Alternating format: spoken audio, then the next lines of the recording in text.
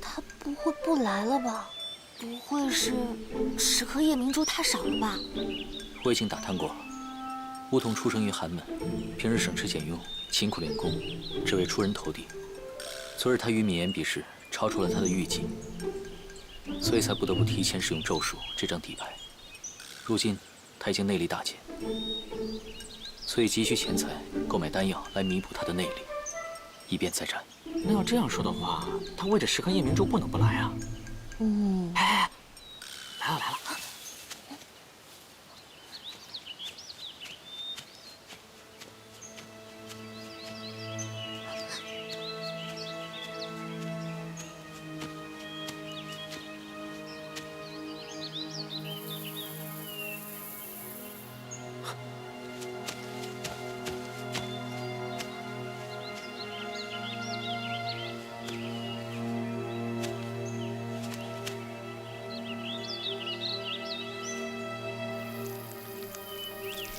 哎，别动！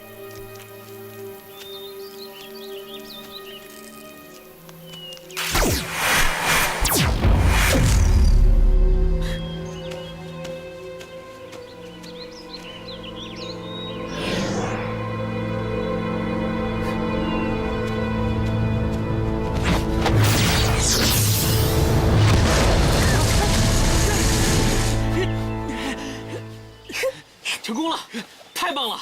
四凤，你真厉害，什么都算得准。梧桐的想法又不难猜，你的脑袋天天都在想什么呢？是谁？滚出来！是我妈。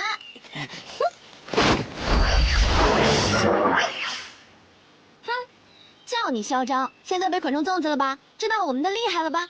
少阳派果然只会使诈，这种下三滥的手段，只有精明狗盗之辈才会用得出来。你管我用什么手段呢？反正抓到你就是了。快点给我妹妹和师兄道歉，快点！你快放我下来！这次簪花大会，我辛辛苦苦准备了4年，你要耽误我比赛，我绝对饶不了你！哼，你现在是阶下囚还敢耍横？好啊，那你就不要道歉，那你就在这里捆个3天3夜吧。走，小六子。等等等等！好，我给你道歉。算你识相。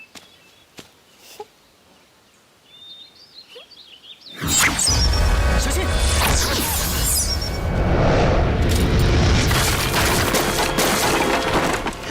玲珑，没事吧？你真的好恶毒！刚才这下要是打中玲珑，是要出人命的。臭丫头敢毁我前程，我就是要她的命！我一定要在你这个臭坏蛋身上戳一个透明的窟窿！不要过去，此人诡计多端，不宜靠近。何况今日我们只是为了惩罚他，要是伤了人的话，只怕回去对长辈们不好交代。今日就罚你在这里好好反省反省。哎，这位离泽宫的朋友，明日的比赛对我来说很重要，你放我下来吧。不行，我们好不容易设计把你抓住，怎么可能轻易放了你呢？是你的主意。随便想想而已。啊，我这儿还有很多金箔，你放我下来，我都给你。我们离泽宫的人不差钱，适配。哎，等等，于思凤，我绝对饶不了你。你就在此处，好好平息一下你的戾气。谁不放过谁，有本事回到邵阳再说。哼，哼，于思凤，走。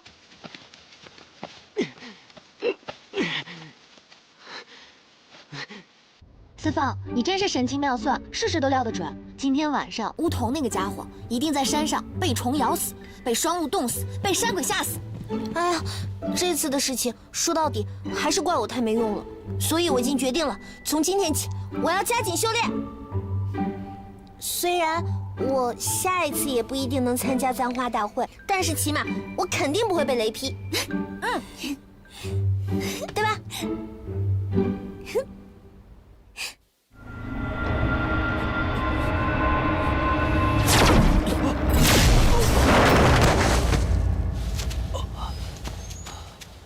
你看看，就你这身段，如何能在簪花大会上夺冠呢？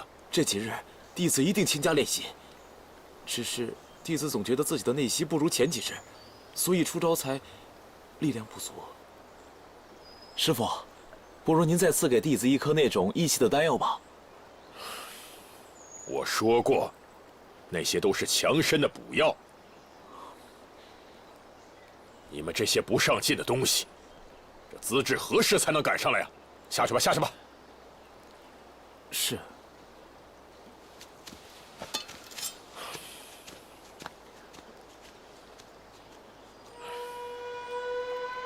长老看起来有些苦恼啊。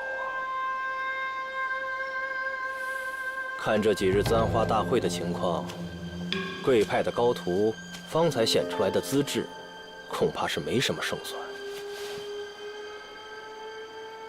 长老可想清楚了，是否还需要我的帮助？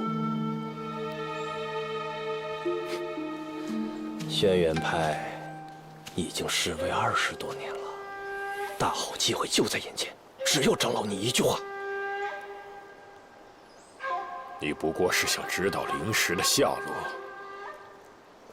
好，我告诉你，这4把灵石乃是天赐神器，所以自古以来便由4大修仙门派分别镇守，并以各大门派的镇派灵气将灵石封存。哪4大门派？还请明示。这普天之下，修为足以镇守这灵石的，还能有几大门派？自然是东海福玉岛、西洋离泽宫、北荒点睛谷，还有就是这儿，中原少阳派。原来如此。离泽宫的飞龙印，福玉岛的交月刃，点睛谷的七星盘，这都是天下人皆知的。可从没听说过少阳派有什么镇派灵气。少阳之事，我身为一个外人，如何知晓？该说的，我都已经告诉你了。现在阁下该履行承诺，把这丹药交予我了吧。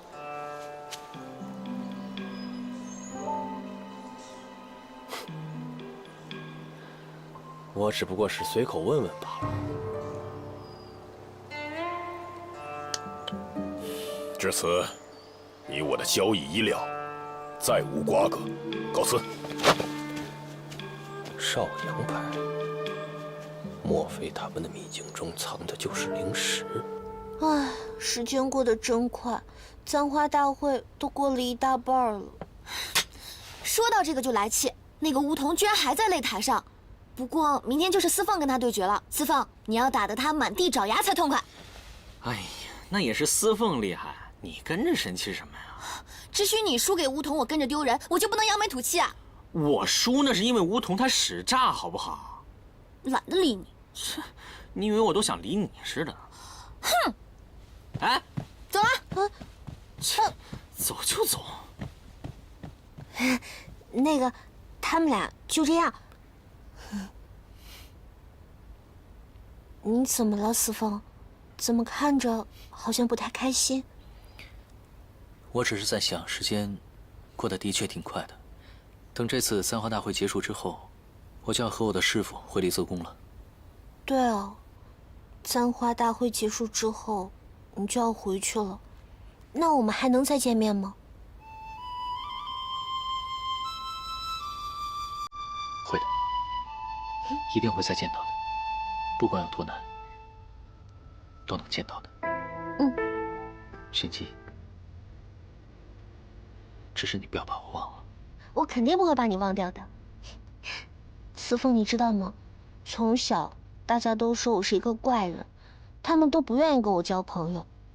你是除了玲珑和刘师兄之外，我交的第一个好朋友。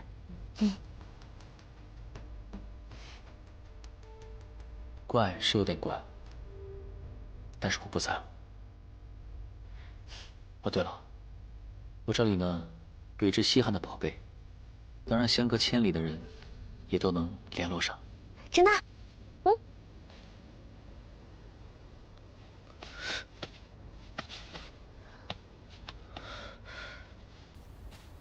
我的银簪呢？哦。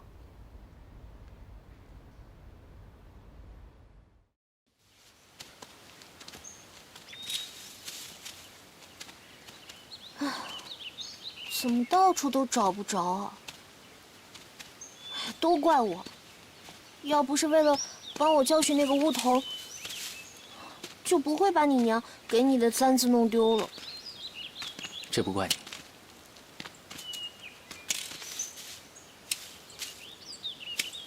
糟了！啊！巫童不见了。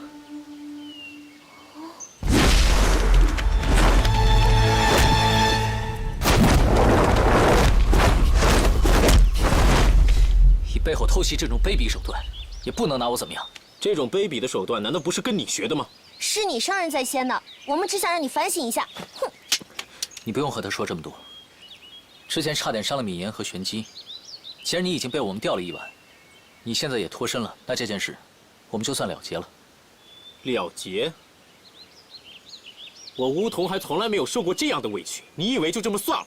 真当我巫童好欺负的吗？那你想怎么样？我要让你跪下来，跟我道歉。我们走。等等。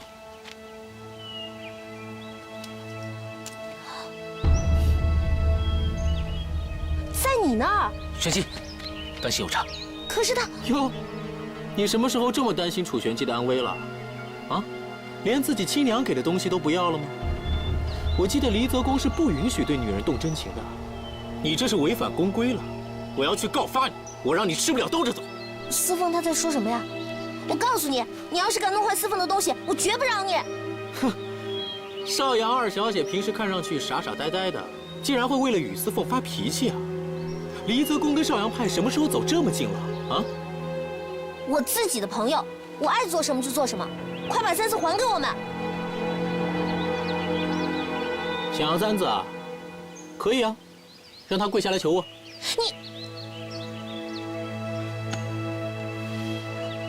司凤，你不过是气我，设了陷阱整你。你既然想要出气，就把簪子还给我。我任你出招打我，我都不还手。哼，任打不还手啊，听着倒是挺爽的。可我偏不，打你我还懒得费力气呢，我就让你跪下来低三下四的求我。你把簪子还给我们！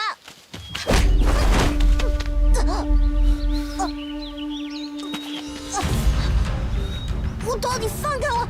我没耐心再跟你们耗下去，我数到3，若是你再不跪下的话，别说这个簪子，这臭丫头的脸也别想要。巫童，你休要乱来！1，巫童，这件事情因我而起，你把簪子还给司凤，这脸你要还便还就是。2，好，我跪。不可以！闭嘴！没想到一向心高气傲的离泽公天才弟子，竟也有今天。我真想让全天下的人都过来看看。跪下！司凤，不要！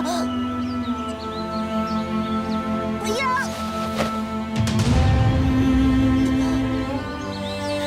司凤，司凤，不要啊！司凤，不要！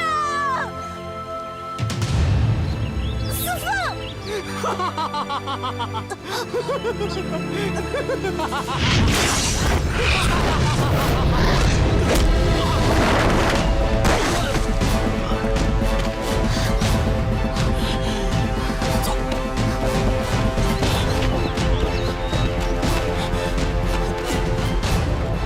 楚玄机、雨司凤，你们给我等着！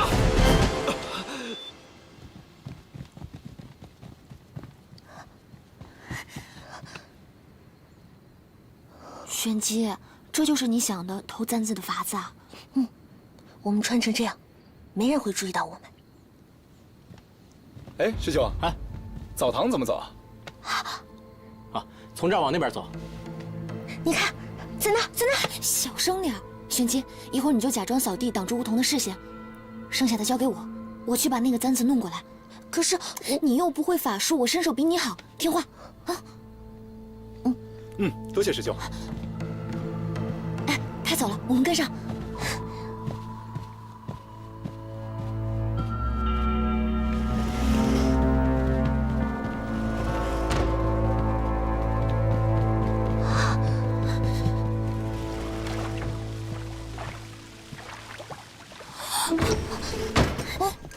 学姐，里面是男弟子澡堂，里面的人没穿衣服。洗澡当然不穿衣服了，可是女孩子不能看他们光着身子。为什么？因为男人和女人不一样。你知不知道，如果传出去，我们女孩子进男澡堂会很不好的。要不然就算了，不过就是个簪子嘛，我们找别的配给司凤王行不行？那怎么行啊？玲珑，你知不知道这个簪子是司凤娘留给她的唯一宝贝，对她很重要的，我一定要把它拿回来。你在这待着，我去。不行，等着。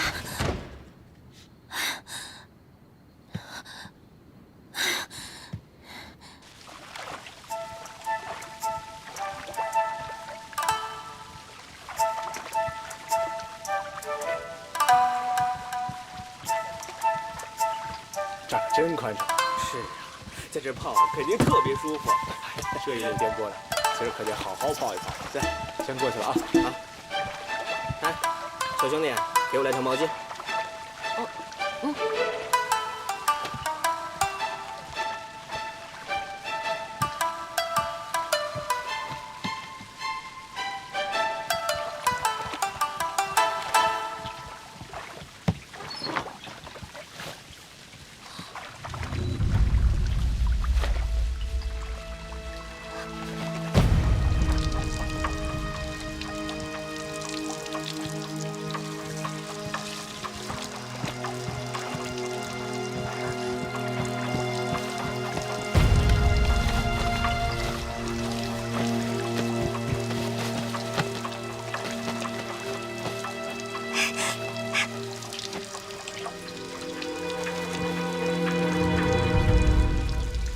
喂，喂，你干嘛？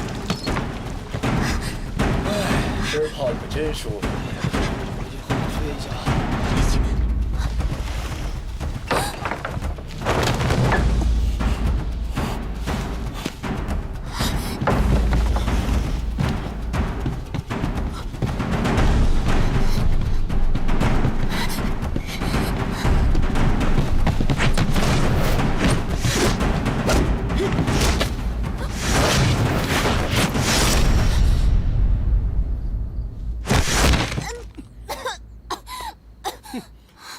楚玲珑，原来是你！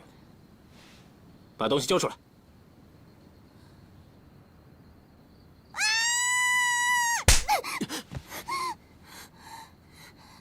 你装什么装啊？你刚刚混进男人澡堂子里，不是看挺欢的吗？你说谁混进男人澡堂子里面？臭流氓，不要脸！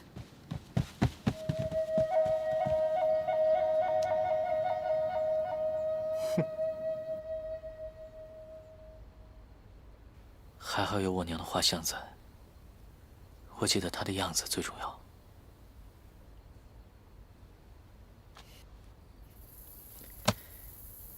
小樱花，别担心，银簪我一定会想办法拿回来的。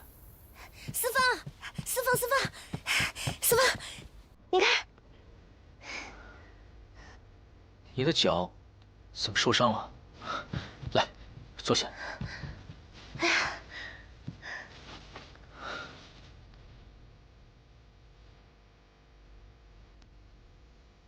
这伤是怎么回事？是因为帮我拿银簪弄伤的吗？这点伤没关系的，反正我也不知道疼。最重要的是，我帮你拿回了你娘留给你的宝贝。哼，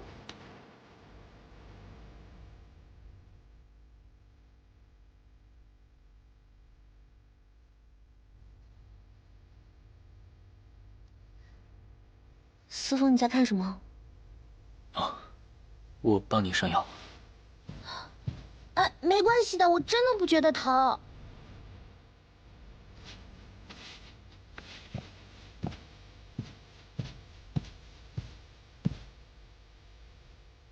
把裤子卷起来。司凤，你怎么又结巴了？把裤子卷起来，我给你上药。嗯。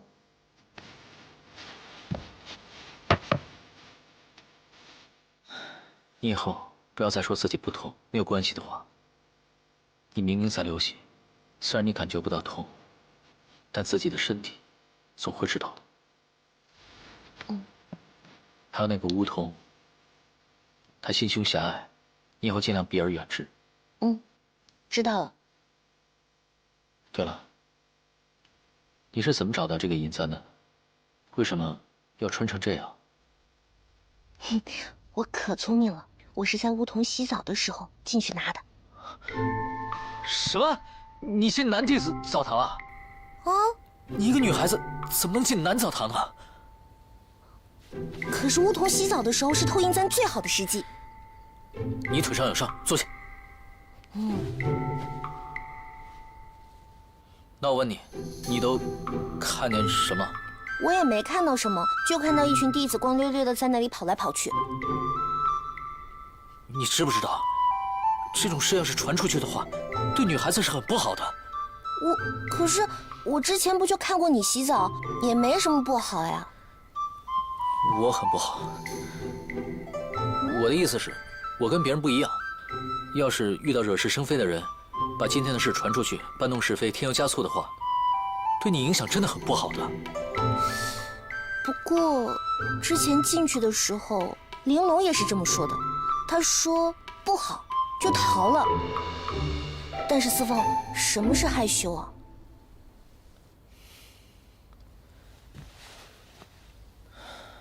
弄上去。嗯。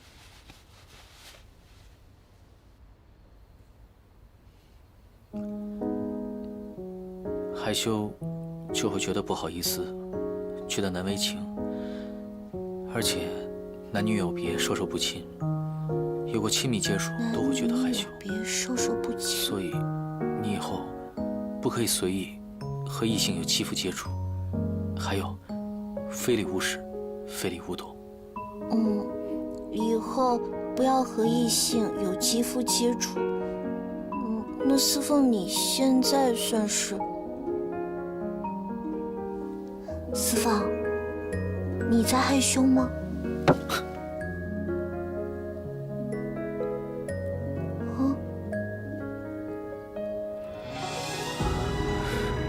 我给你上药。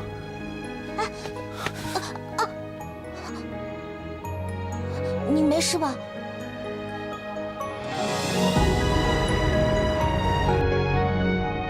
我看新师兄胜算更大，我们离泽宫一定能夺魁。快来！啊！喂，司凤，你今日怎么这么早就睡下了？嗯，司凤，你受伤了，我帮你看一下。我没事，一点小伤而已。那，你今日为何合衣而卧啊？天冷，我帮你把被子盖好吧。司凤，你这是何意啊？熄灯睡觉，晃着我眼了。那倒是，公主守图嘛，自然是想怎样就怎样，岂用管别人？哎，这话你可就说错了。我们这位公主守图对别人的事管得可紧了，一门心思只想着和什么外人交朋友。哎，听说还想着帮少阳派那2个小丫头出头呢，招摇得很。宫规怕是早就丢到九霄云外了吧？对呀，看来司凤是不想做离泽宫未来的公主，倒是想留在少阳做上门女婿了。哼，行了行了，都少说2句，明日还有要紧事呢，早些休息吧。啊。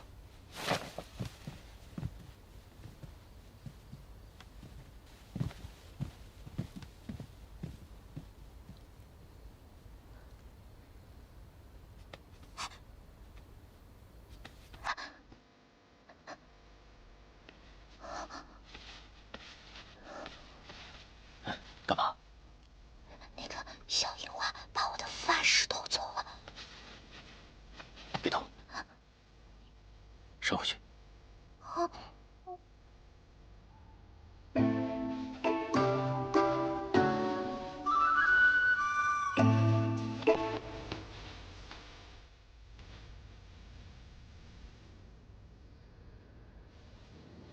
后尘呐，在少阳一派当中，年轻人里面，我最看好的就是你。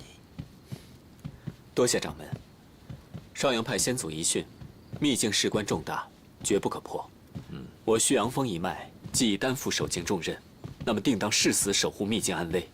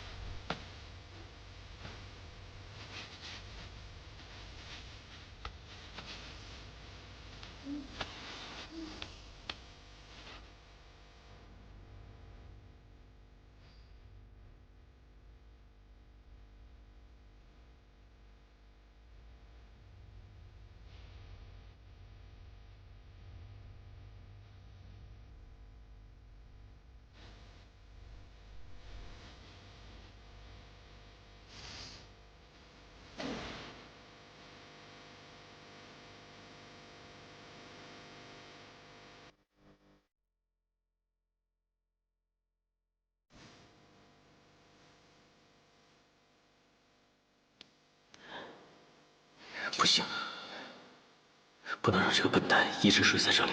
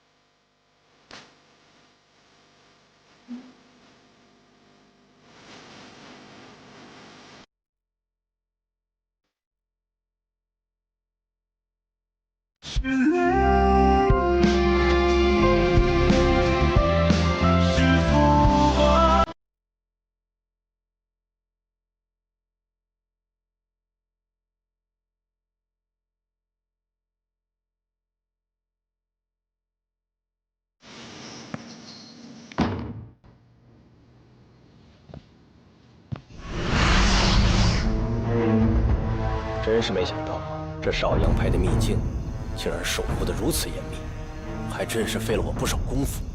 守得再严密，还不是被我发现了？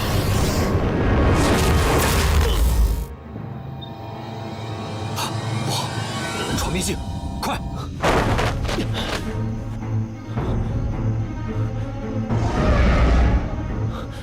这上古烛龙。没想到一把灵石居然由上古烛龙来看守，可恶！难道是灵石想害我？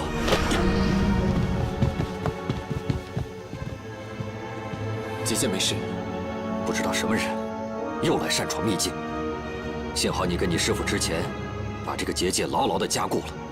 纵有好奇之辈，也绝过不了烛龙这一关。我会尽快与陆阳师叔再多加几道防护阵，以防再有任何人靠近此处。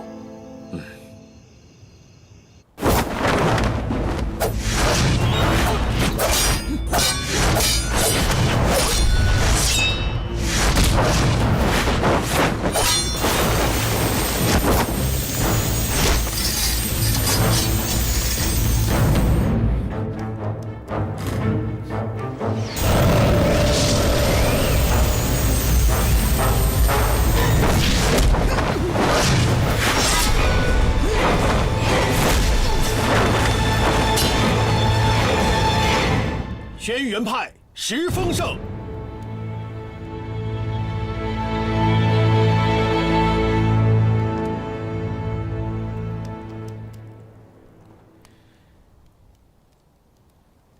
这轩辕派为何今年如此厉害？真是有点奇怪。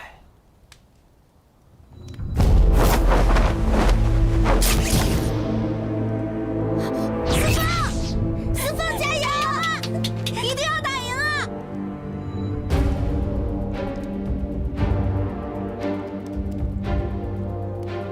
桐，你要记得，我见你诚心求教，才破例收留你。若此次不能拔得头筹，你就不必留在谷中了。我一定会拿第一的。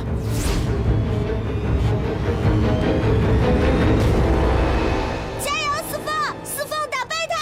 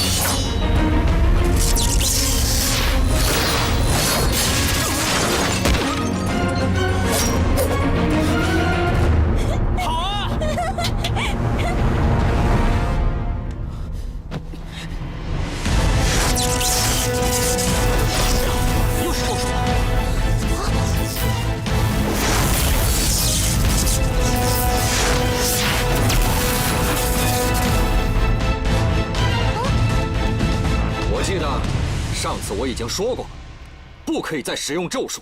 第一次可以容情，第二次绝不姑息。梧桐，刚刚明明你已经犯规，我看这场比试啊，理应是离泽宫的雨丝凤胜。没用的东西，废物！你就没有其他本事了吗？不拔头筹就不必留在谷中了。师傅，弟子还有别的招数。楚掌门，再让我比一次。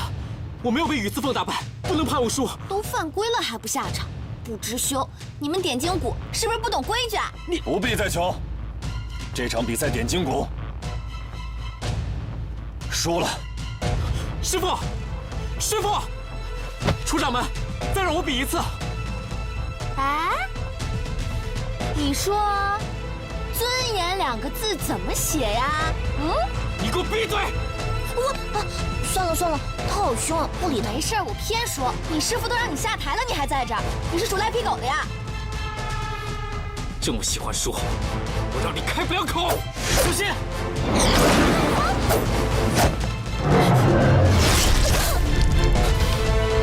飞机！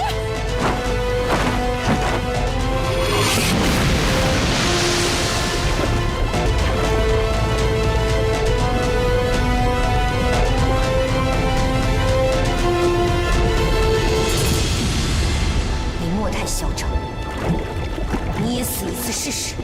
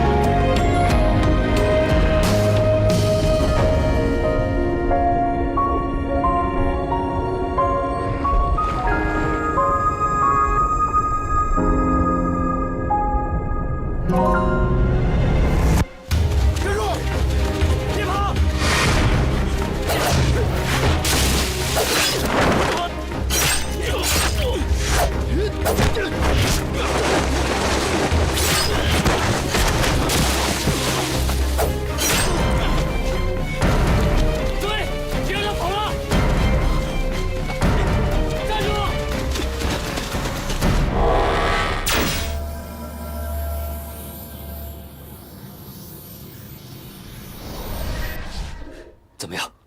我已经施法为他护住了心脉，应无大碍了。稍后我便为他施针。可是姑姑，为什么玄机现在还不醒啊？他刚刚流了好多血啊！玲珑，你先别急，影红师叔不是说无大碍了吗？玄机一定会醒过来的。就是那个巫童，一定要找到那个巫童替玄机报仇。好了，不要再打扰你引红姑姑了。我们都先出去。姑姑，没事的。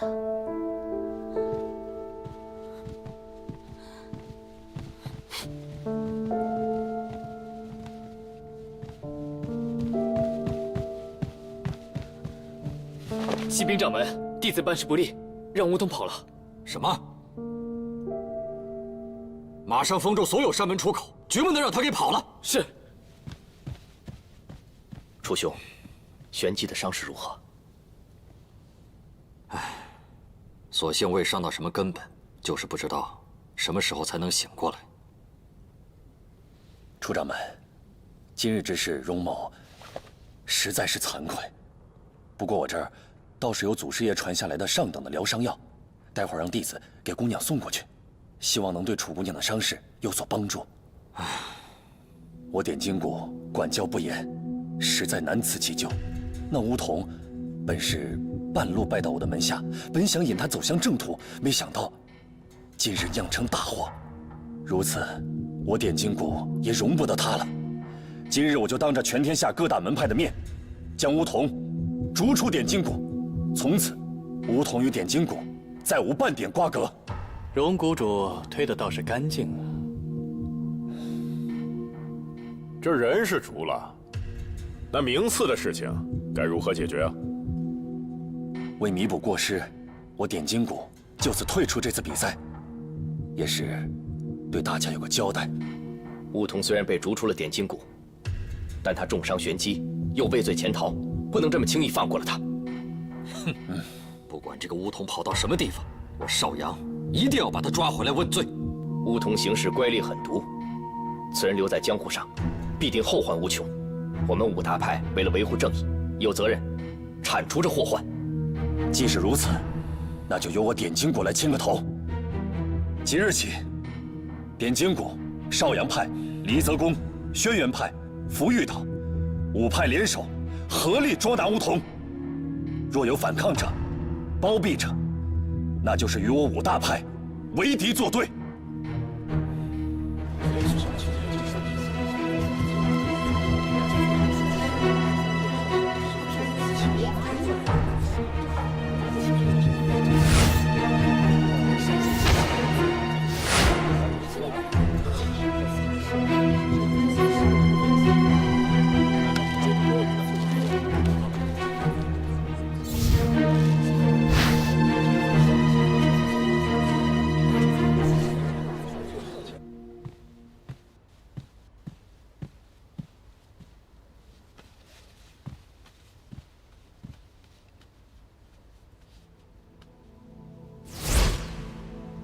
我们离泽宫的首徒真是出息呀！为了一个女子，连簪花大会都要退出。楚玄机是因为在赛场维护弟子，激怒了梧桐，才受了重伤。如今他昏迷不醒，生死未卜，弟子出于道义，怎么可能置之不理？好一个冠冕堂皇的理由！玉思凤，你是公主寄予厚望的首徒，离泽宫的面子你是要争的。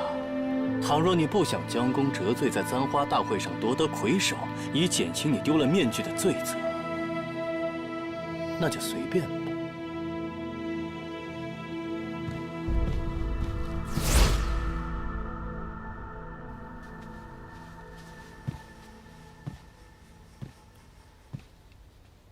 玄机好点了吗？红姑姑说了，再休息2天就能醒过来了。思凤，你先帮我们照顾玄机，我们去端些汤药过来。走吧。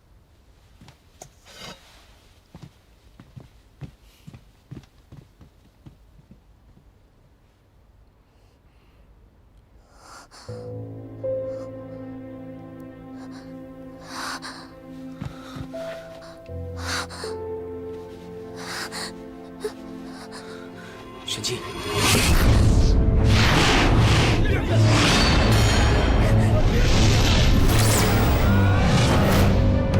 玄机，你是谁？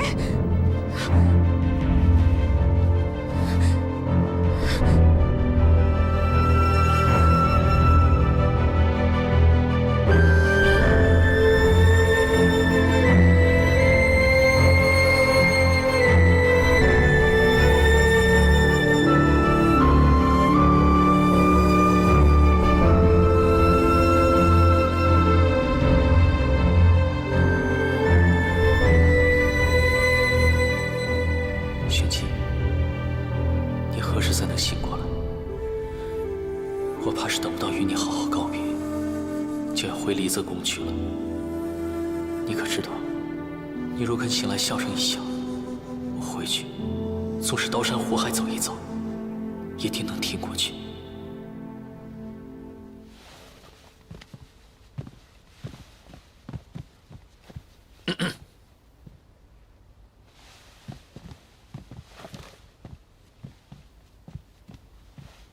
羽少侠，这几日天天都来帮我们照顾玄机，实在是有心了。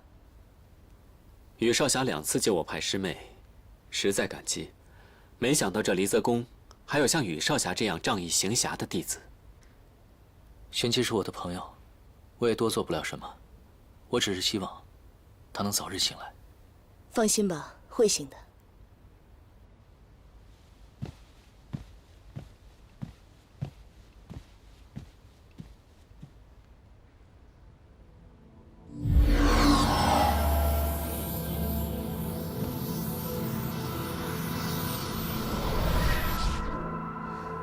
说来也是奇怪，当日明明受了那么重的伤，这才过了几日，竟也好得差不多了，实在是令人惊奇啊！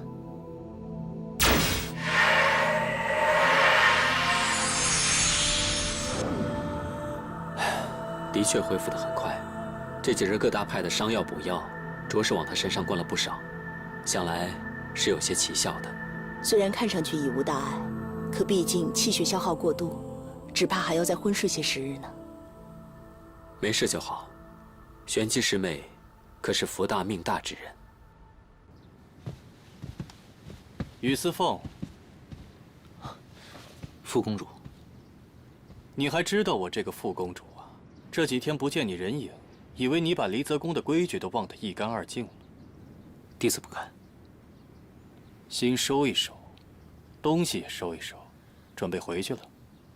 傅公主，不是还有簪花仪式没有结束吗？现在胜负已定，让轩辕派捡了个便宜。哎呀，我们离泽宫真是高风亮节，把这魁首拱手让人了，谁还管他摘不摘得这簪花？怎么，你还不舍得走了？啊，没有。我倒是觉得，如果就这么走的话，倒显得我们离泽宫输不起一般。傅公主，不如我们再等上几日。别以为我不知道你在想什么。怕了，我也不管你，反正你是公主的徒弟，回去自有公主来收拾你。你在外面逍遥的日子也不多了，想好好珍惜这仅有的日子，我懂。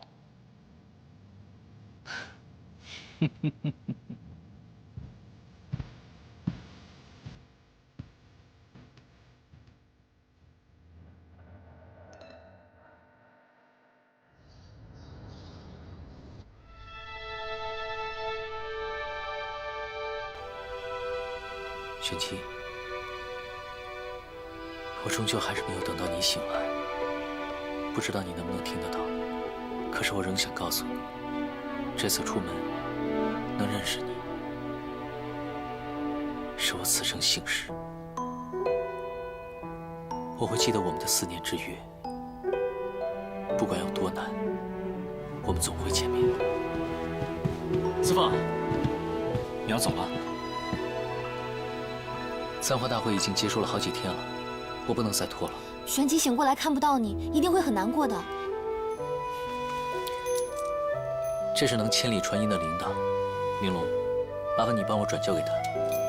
等他醒来之后，用这个和我联系，千万别忘了。你放心，我一定会告诉他的。可惜我们现在还没有抓到巫童，要不然就可以一起看到他受罚，好好为玄机讨个公道。我总觉得这件事情处理的并不妥当。巫童只是一个普通弟子，却让5大派联合起来，用通缉令去捉拿他。那他伤玄机的时候，怎么就不想想今天的后果？这一切都是他咎由自取。我不是这个意思。巫童这个人心胸狭隘，做事过于极端，若是把他逼急了，未必是一件好事。或许是我想多了吧。玲珑、米言，你们多加保重。我走了。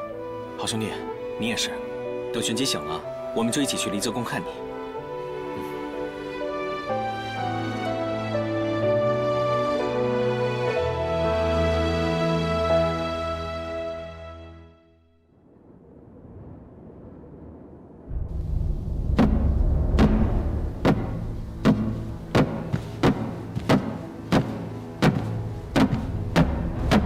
将犯戒弟子宇思凤带入殿中。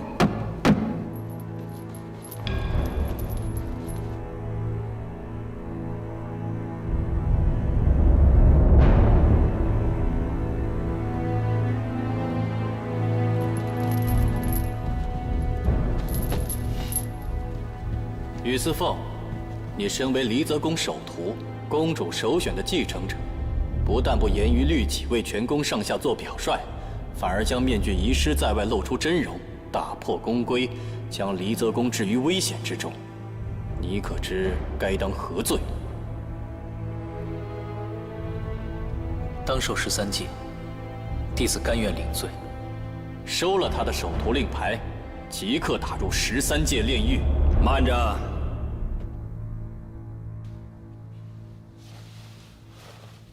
司凤此次乃初犯戒规，又事出有因，并非蓄意为之。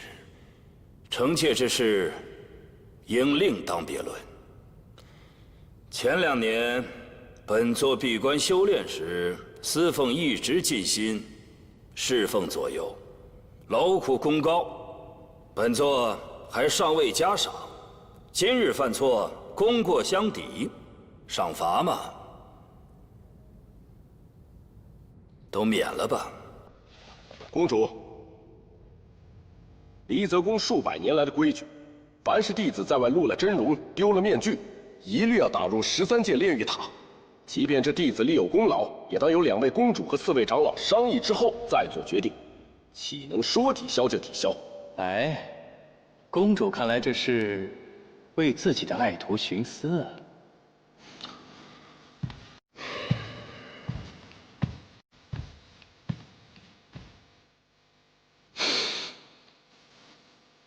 怎么？你们是觉得司凤为本座修炼护法的功劳不够资格抵消失了面具的罪责吗？宇思凤犯的戒规可不止丢失面具这一项，他和那几个少阳派弟子走的那叫一个近呢。那个叫楚玄机的，2个人的情谊可不止朋友这么简单，甚至为了楚玄机放弃了簪花大会，让我们离泽宫白白丧失了做5派之首主事的机会。这是哪儿传的流言？不可能，绝无此事。深情厚谊，这好像是他自己说的。宇思凤，你还记得吗？记得。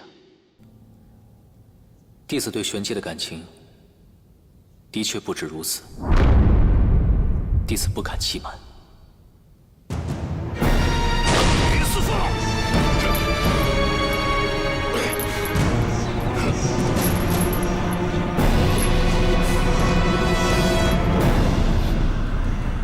我看你是被外人迷了心窍了。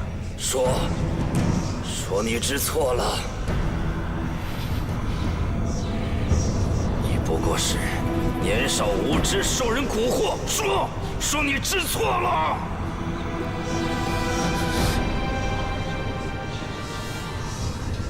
他是不会说的，公主。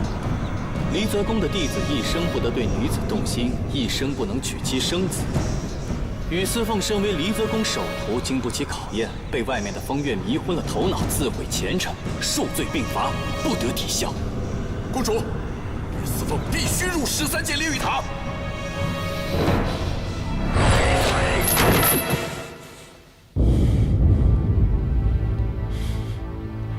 13戒是什么地方？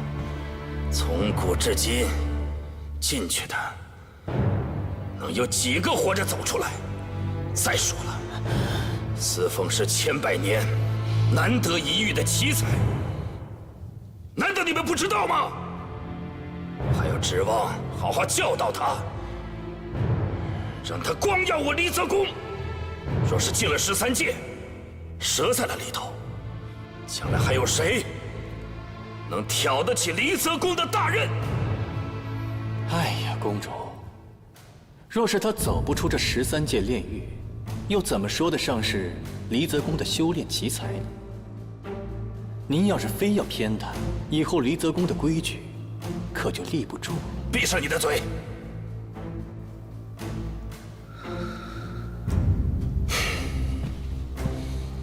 公主，离泽宫界规乃先祖创立，也向来由公主与长老一同商议决断，没有公主一言断之的道理。头疼，头疼至极。本座今日没工夫跟你们在意，先把雨思凤押入大牢，日后再论。公主，此事再拖也终要决断。公主，如此难以服众啊！先把雨思凤押入大牢。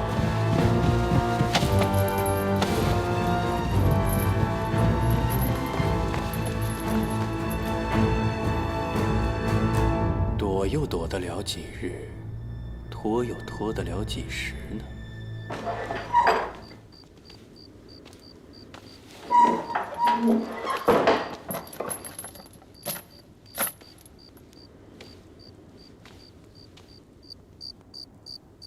刘大哥，小凤凰，哎，这怎么回事啊？哦，你小子还指望你进来给我送酒喝呢。这下倒好，你也被那2个老怪物关进来了。不对啊，你可是离泽宫最有前途的弟子啊！你那个脾气古怪的师傅，不是一向最疼你了吗？不怪师傅，是我摘了面具，犯了宫规。哼，又是面具，这离泽宫真是的，整天为了张面具啊喊打喊杀的。说什么只有宫中的弟子才是一家人，其实啊，根本就是个没有人情味儿的地方。哎，不过你小子不是一向最循规蹈矩的吗？怎么把面具摘了？自己掉的，还是被别人摘的？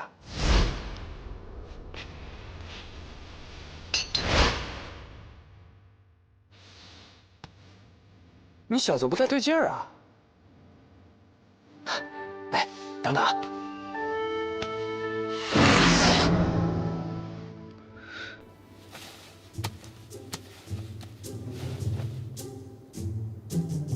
刘大哥，你这障眼法嘛，那我在这里这么多年，还能不做点手脚？嘿，我跟你说啊，这里的牢房啊，早就被我打通了。哎，你看，别看我们离泽宫这牢房建立在苦水河之上，这地下四下全是咱们接受不住的苦水，看似很森严，其实不然。我呀，早就挖了一条可以逃出去的密道。没有什么事情是可以难得倒你柳大哥我的。所以柳大哥，你就经常溜出去见你女儿。既然你能溜出去，却不逃走，甘愿受困于此，都是为你女儿，对吧？我听说老公主曾用你女儿的性命让你立下重誓，所以你才被困了10几年。是啊，要不是为了玉儿，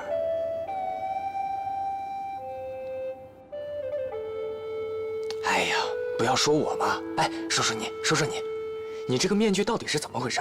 被谁摘的？男的女的？哎，漂不漂亮？害羞了，哼，嗨，来来来，咱们啊边喝酒边聊。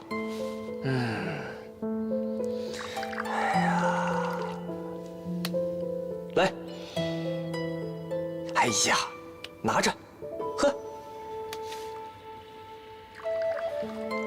廖大哥，我从小在地牢里遇见你的时候，你就经常骗人喝酒，讨人老底。你这个模样可从来就没有变过。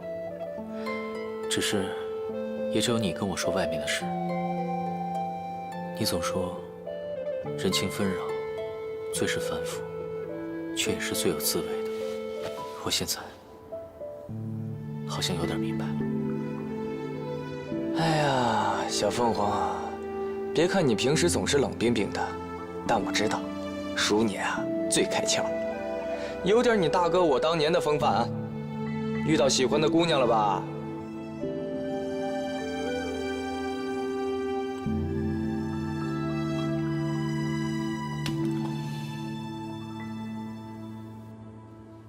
哎，不对呀，你若只摘了面具，凭你在宫中的地位，还有你师父护短的样子，哎，你师父肯定会千方百计的设法帮你免除刑罚。哎呀，可你若是真承认了有喜欢的姑娘，那可就麻烦了。这13届的刑罚，估计你是躲不掉了，到时候你师父也护不住你。哎，你还没跟那几个老顽固承认这件事情吧？我不能对师父说谎，也不能枉对自己的真心。哦，你个小凤凰，平时猴精猴灵的，这个时候你装什么愣啊？你知道那13界是什么地方吗？我知道，我侵犯了宫规，我甘愿受罚。你知道什么呀？我跟你说啊，那13界，那整整13层，里面全是凶猛的异兽妖灵，噬魂噬心的邪魔阵法。受戒之人要从最底层一直闯到最顶层，才算是有生路。这么多年以来，能够活着走出来的人寥寥无几。你不要命了？就算寥寥无几，也并非没有生机。天真，你这是在搏命。哎呀，不行不行不行不行！哦，哎，要不然这样，你呀就顺着我挖出去的那个密道，赶紧逃出去算了，永远啊都不要再回离泽宫。我不能走，我要是走了，以后便是离泽宫的叛徒。师父对我恩重如山，我即便犯了宫规，也不能畏罪潜逃，让他蒙羞。更何况，我就这么一走了之，难道我要一辈子东躲西藏吗？小凤凰，刘大哥，你放心，13界既然给人留了一条生路，那我便会在这个生路当中闯出去。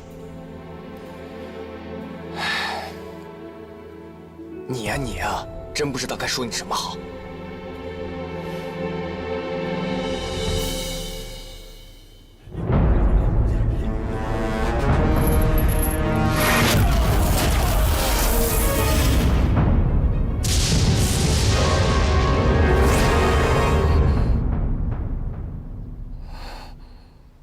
玲珑，你别担心了，玄机肯定会没事的。可是玄机都睡了这么多天了还不醒，能不担心吗？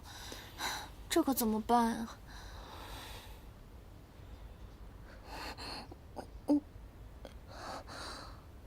我好饿。玄机，你醒了。玄机，玄机，小六子，你在这帮我看着玄机，我去叫人来。好。玄机，六师兄，你终于醒了，你可吓死我们了。哎，谢谢你啊，六师兄。你说什么？那天不是你拉了我一把吗？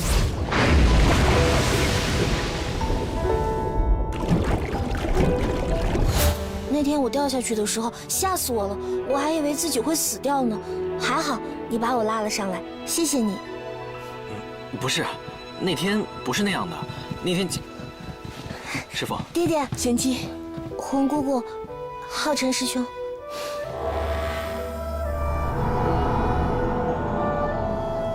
玄机伤势已经无恙，大家可以放心了。看吧，我早就知道玄机没事的。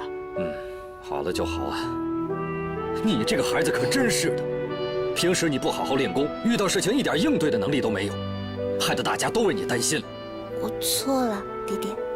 爹爹，玄机都是为了救我，你要骂他就骂我吧。掌门师叔，玄机这次英勇可嘉，遇到危险挺身而出，应该夸奖才是。哼，玄机师妹，你的伤怎么样？不舒服吗？恢复的倒是不错，不过你的伤着实不轻啊。剑刺过来的时候，你不害怕吗？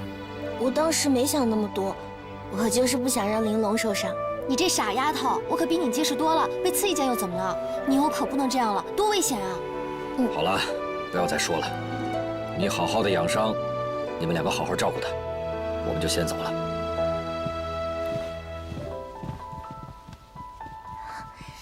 玄机，玲珑，司凤呢？司凤怎么不在这儿啊？你呀，都睡了好多天了，簪花大会都结束了。啊，我睡了那么久啊，我还以为我就是做了一个梦呢。那司凤都走了？是啊，司凤她每天都过来守着你，但是你一直都没醒，最后她实在是不能再拖了，只好跟着回离泽宫去了。都怪我自己那么没用，被伤了一剑就要睡那么久，我都没有好好跟司凤道别。没事儿，咱们之后还能见面，对吧？玄机小师妹。哎，大师兄、二师兄，怎么，师兄们来看你还不乐意了？没有，我可开心了。玄机啊，你这次真的让我刮目相看，为了救玲珑奋不顾身去打剑，真是太勇敢了。想不到你平时没什么优点，关键时刻还挺仗义的嘛。你怎么说话呢？玄机啊，知道你养病怕你闷，给你带了好东西。二师弟啊，你这以前行走江湖的宝贝都舍得给玄机了？我们小师妹这么仗义，我这个当二师兄的也得仗义才行。玄机，我那儿还有很多宝贝，以后给你瞧啊。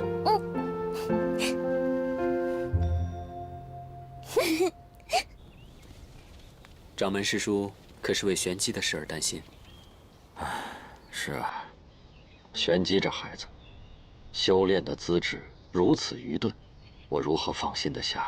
从小到大就不知危险为何物，已经无数次死里逃生。虽说他能够好好的长大，已属不易，我不该强求些什么。可是，就像他娘生前那般，一刻不离的在他身边看着他，照顾他，但总也有疏忽的时候。而他娘，也终究未能照顾他到长久。这以后，我真不知道该如何教导他才是。所以掌门师叔一向对玄机严厉，只是希望他能学些防身本事，不被人欺负，更不会置身险地而无法自救，对吧？其实，关于玄机师妹，我师父倒是和掌门师叔有些不同的看法。师父正是看中了玄机是可造之才，让我向掌门师叔讨要，做他老人家的关门弟子呢。此话可当真？浩辰又怎么敢胡言呢？我师父虽因要稳固秘境结界，总待在徐阳峰不出，却时常与我讨论少阳诸事。玄机师妹虽六识不通，天性又异于旁人，与世格格不入，但是却始终能保持至真至纯的心性，最适合徐阳峰，也适合修行大道无情诀。衡阳师兄，在我少阳派当中，修为境界乃是最高之人，见解自然独到。倘若这孩子能够拜入旭阳峰，成为衡阳师兄的嫡传弟子，那真是他前世修来的福分呐。掌门师叔是同意这提议了啊？求之不得，求之不得呀！等过几天，玄机这孩子的身体康复一些，我便把他叫过来，把这个好消息立刻告诉他。是。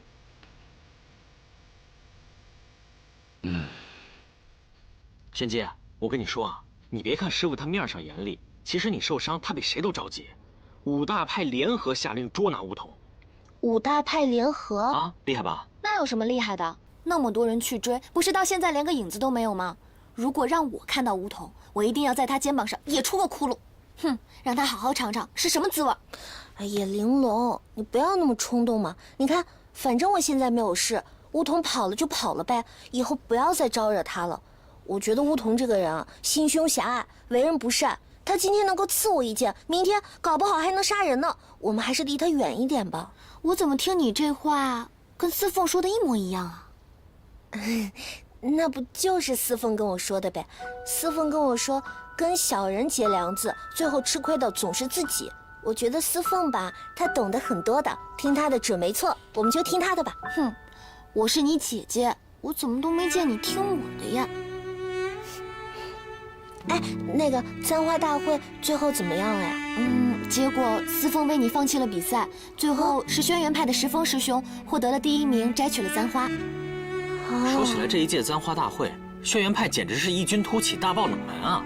玄阶，你是没有瞧见轩辕派那帮人是怎么得意的？一上来就是5派主事人的姿态，颐指气使起来了。可是，原本司凤可以得胜的，他为了我，才……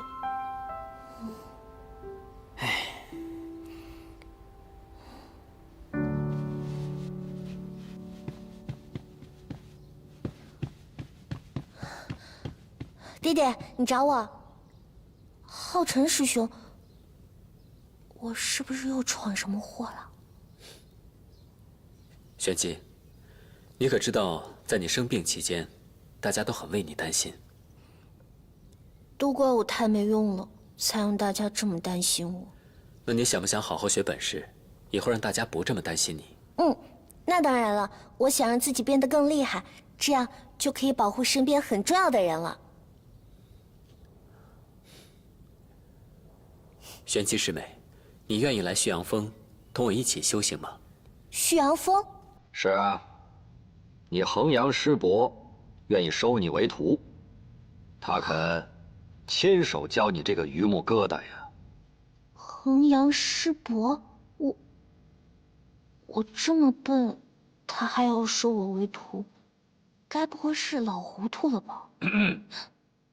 没规矩。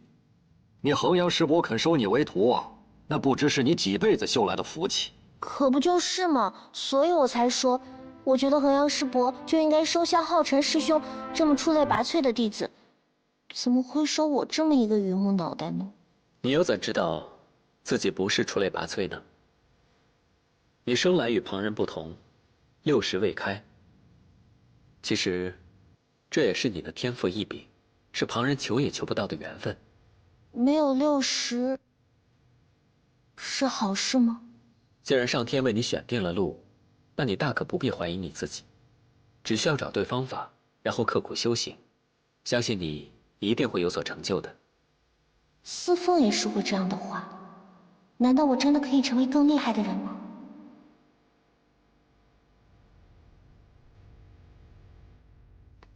师兄，我愿意和你去旭阳峰一起修行。